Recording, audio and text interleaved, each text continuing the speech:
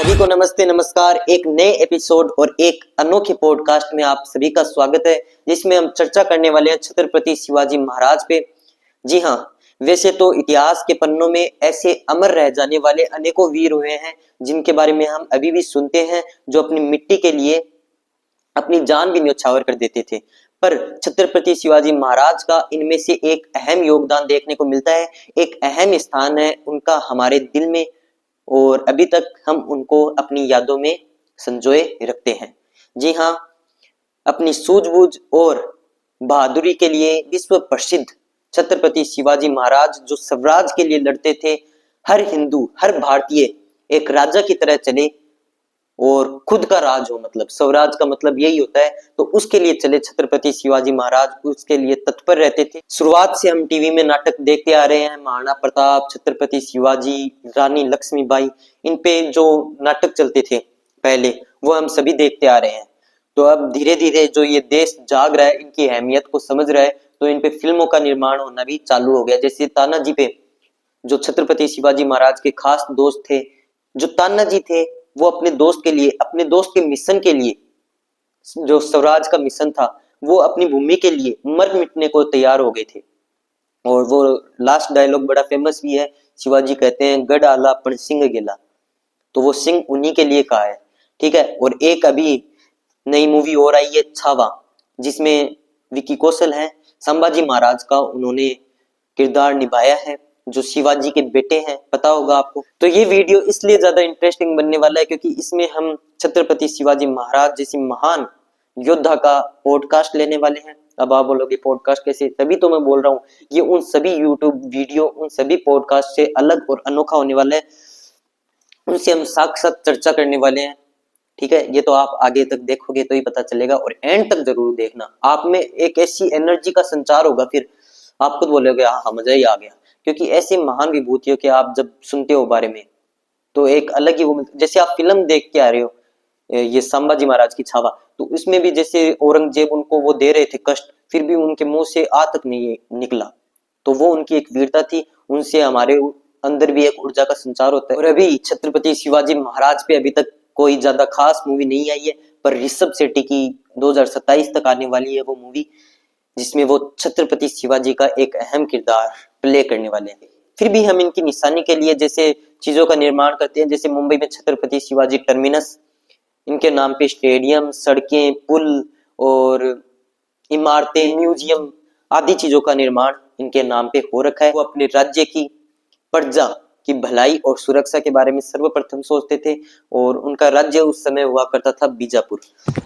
तो हम छत्रपति शिवाजी महाराज के साथ चर्चा करते हैं, और ये बात वहीं से बीजापुर की प्रजा से ही शुरू करते हैं। बीजापुर की प्रजा के बारे में इस समय क्या चल रहा है, जब आप राजा बने, उसके बारे में थोड़ा सा बता दीजिए बस। इस प्रदेश में मराठा के साथ साथ और भी कई जाति के लोग रहते हैं। यहां की प्रजा बहुत दुखी है।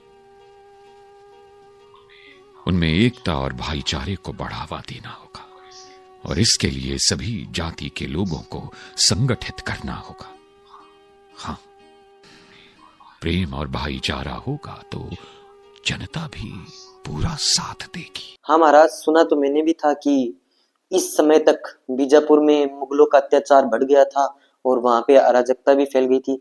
तो ये वो समय था जिसमें आपने बीजापुर में घुस के उनके दुर्गों पे विजय प्राप्त करने की सोच बना ली थी। सबसे पहले रोहिदेश्वर का दुर्ग, फिर तोरण किले पर कब्जा, और फिर पर इसके बाद आपको 40 से ज्यादा दुर्गों पे अधिकार भी तो करना है, जो और 40 दुर्ग हैं। 40 से भी अधिक दुर्गों पर अधिकार करना है। वीरता के साथ साथ एक नई रणनीति भी बनानी होगी। बिल्कुल सही फरमाया आपने महाराज। और उस समय आपने मराठों की सेनाओं को अलग अलग इकाइयों में भी डिवाइड कर दिया था, जिनमें हर इकाई में 25-25 सैनिक हुआ करते थे, है ना? हम जानते थे कि आप इस काम को अत्यंत कुशलता से करेंगे। हम चाहते हैं कि एक शक्तिशाली नौसेना का भी निर्माण किया जाए। इससे हमें डच, पुर्तगालियों और अंग्रेजों के साथ साथ अन्य सभी विदेशी आक्रमणकारियों से सुरक्षा प्राप्त होगी। जी महाराज, और साथ ही समुद्री डाकुओं से कोंकण तट की सुरक्षा भी हो सकेगी। महाराज, आपकी आज्ञा के अनुसार जयगढ़, विजयदुर्ग, सिंधुदुर्ग, इन दुर्गों में मतलब नौसेना का काम जोरों शोरों पे चल रहा था और इनके साथ साथ युद्ध पोतों का भी निर्माण हो रहा था। हमें आपसे यही आशा थी। देखिएगा कि धन की व्यवस्था बनी रहे। आप निश्चिंत रहिए महाराज, सेनापति जी को इसमें कोई रुकावट या मुश्किल का सामना नहीं करना पड़ेगा और हमें पूरा विश्वास है कि धन की सेवा आप पे जरूर बनी रहेगी। हमारी प्रजा की ओर से क्या समाचार है? आजकल प्रजा में तो आपका ही गुणगान हो रहा है महाराज। आजकल तो वो पन्नाला दुर्ग वाली घेराबंदी की कहानी है ना, वो हर जगह प्रचलित हो गई है। पूरी प्रजा में उसी की बात हो रही है। हाँ, उस दिन तो सिद्धि जौहर की सेना ने हमें चारों ओर से घेर ही लिया था। हम समझ गए थे कि यहां बल से नहीं, युक्ति से काम लेना होगा। 2 पालकियों की व्यवस्था की योजना तो आपकी बड़ी ही उत्तम थी महाराज। जब आपने अपनी ही शकल के हूबहू व्यक्ति को एक पालकी में बिठाकर जब आपने दुर्ग से उसे बाहर भेजा तो दुश्मन तो पूरी तरह धोखा ही खा गए।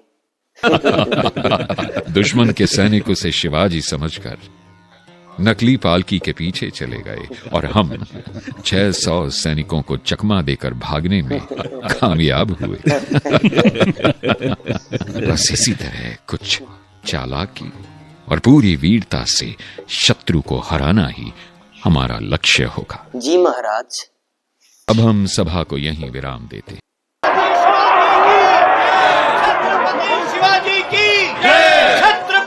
शिवाजी की। तो दोस्तों, जयकारे आप भी लगा सकते हैं।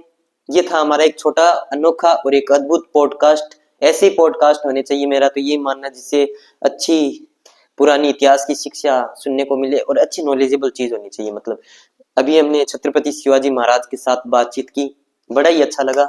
ऐसी जो घटनाएं जिनकी चर्चा अभी हुई है, ऐसी कई घटनाएं जो इनकी बहादुरी और बुद्धिमानी की गाथाएं गाती हैं, वो सुप्रसिद्ध है, पूरे विश्व में प्रसिद्ध है। जी हाँ, ये है हमारे छत्रपति शिवाजी महाराज, जिनका जन्म 19 फरवरी 1630 ईस्वी को शिवनेरी दुर्ग के अंदर हुआ था। इनके पिता का नाम महाराज शाहजी भोसले और इनकी माता का नाम जीजाबाई, जिन्हें जिजाऊ भी कहते थे। तो ये जो छत्रपति शिवाजी महाराज है, ये किशोरावस्था तक आते आते राजनीतिक क्षेत्र में विद्वान हो गए थे। राजनीतिक मसले ये आसानी से सोल्व कर देते थे। बचपन से बुद्धिमान, निडर और चतुर छत्रपति शिवाजी महाराज अपने माता पिता का आदर करने वाले एक सपूत पुत्र थे, साथ ही सच्चे मातृभूमि भक्त भी थे। जब ये घटना उस समय की जब उनके पिता शाहजी भोसले को बीजापुर के सुल्तान ने बंदी बना लिया था, तब राजनीतिक कौशल दिखाते हुए छत्रपति शिवाजी महाराज ने बीजापुर के सुल्तान के साथ संधि की और अपने पिताजी को वहां से छुड़वाया। उसके बाद कुछ टाइम तक वो अपने पिता की छत्र छाया में रहे। हालांकि तब तक, अपने पिता के समय तक, शिवाजी महाराज ने अपना एक बड़ा साम्राज्य स्थापित कर लिया था, पर फिर भी उनकी मृत्यु के बाद ही, अपने पिता की मृत्यु के बाद ही उन्होंने अपना राज्याभिषेक करवाया। ये उस समय की उनकी बड़ी ही सुंदर बात थी। तो दोस्तों, जैसे आपने Uri the surgical strike movie देखी, उसमें भी वो विकी कौशल जो छावा बना है, वो हीरो था। उसमें उसने क्या किया, मतलब उन सेनाओं ने क्या किया, हमारी वाली सेना ने वायुयान से उड़ के आए और उसमें से सैनिक उतर के पाकिस्तानी वाली जो सेना थी उन पे धावा बोल दिया, उनको खदेड़ दिया पूरी तरीके से। दिमाग लग गया था कि ऐसे भी आते हैं और ऐसे भी करते। ये होती है छापामार युद्ध शैली, इसको बोलते हैं छापामार युद्ध शैली। ये भी शिवाजी की ही देन है कि मुगल जो भी सेना थी उस पे पहाड़ से आक्रमण करके छापा डालना, उनको मार के काट के फिर वापिस पहाड़ में ही गायब हो जाना। ठीक है, तो इनकी ये कला थी, एक अद्भुत शैली थी युद्ध करने की। इसे ये कला ही है एक तरह की, और इसी से हम ज्यादा से ज्यादा मुगलों का सामना कर पाए। तो ये छत्रपति शिवाजी की ही देन है। इनके राज्याभिषेक के दिन आपको लेके चलते हैं सन 1674 ईस्वी को रायगढ़ के किले में। जी हाँ, ये वो दिन है पश्चिम भारत में मराठा साम्राज्य की स्थापना का, उद्घोषणा का दिन और शिवाजी के राज्याभिषेक का महत्वपूर्ण दिन।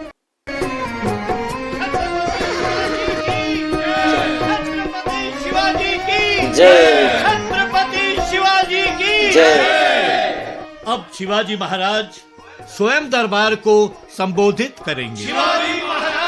शांत शांत शांत। सभी प्रजाजनों को हमारा प्रणाम।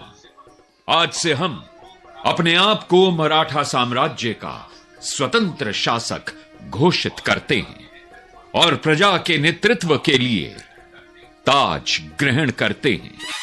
महाराज शिवाजी की जय। अब हमारा निर्णय सबको सुनाया जाए। जो आज्ञा महाराज।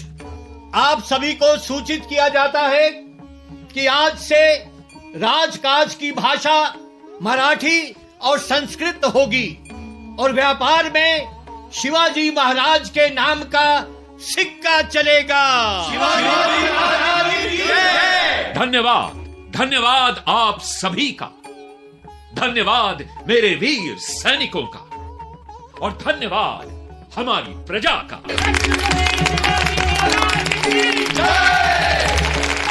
हमारी यह राजमुद्रा संस्कृत में लिखी हुई वो अष्टकोणीय मोहर है जिसका उपयोग पत्रों और सैन्य सामग्री पर किया जाता रहा है।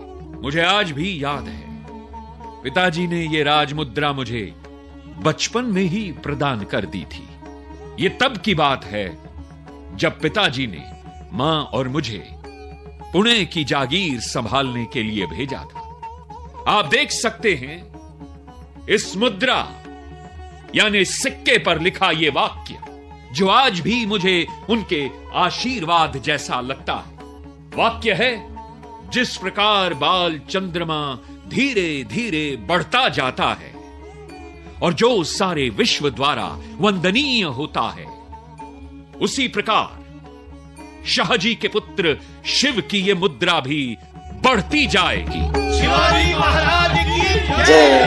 शिवाजी महाराज की जय। आज हम सभी के समक्ष ये घोषणा करते हैं कि दरबार में 8 प्रकार के मंत्रियों की नियुक्ति होगी जिन्हें अष्ट प्रधान कहा जाएगा। यानी ये 8 मंत्रियों की परिषद होगी जो हमारे प्रशासनिक मामलों में हमारी सहायता करेगी। इनके अतिरिक्त कुछ अन्य पद और भी हैं। सभी सभासदों से ये आशा है कि वे अपने काम को पूरी निष्ठा और लगन से करेंगे। इसी के साथ ये सभा समाप्त होती है। छत्रपति शिवाजी महाराज की जय। छत्रपति शिवाजी महाराज की जय। तो दोस्तों, हमारे शिवाजी महाराज तो दुश्मन के ऐसी छक्के छुड़ा दिया करते थे। तो एक और घटना बता देता हूँ। आप एक और घटना बताऊं क्या? ऐसी जो अभी इंटरेस्टिंग बात की है हमने शिवाजी महाराज के साथ, ऐसी एक और घटना बताता हूँ। तो इतिहास संकलन समिति द्वारा लिखा गया है, उसमें है कि 11 मई 1666 ईस्वी को हमारे जो शिवाजी महाराज हैं उनको इनवाइट किया गया था औरंगजेब के द्वारा आगरा आने के लिए। तो शिवाजी महाराज अपने दल के साथ 11 मई 1666 ईस्वी को आगरा पहुंचे, पर वो तो धोखा देने में माहिर है। औरंगजेब चापलूस प्रवृत्ति होती है वैसी मुगलों की।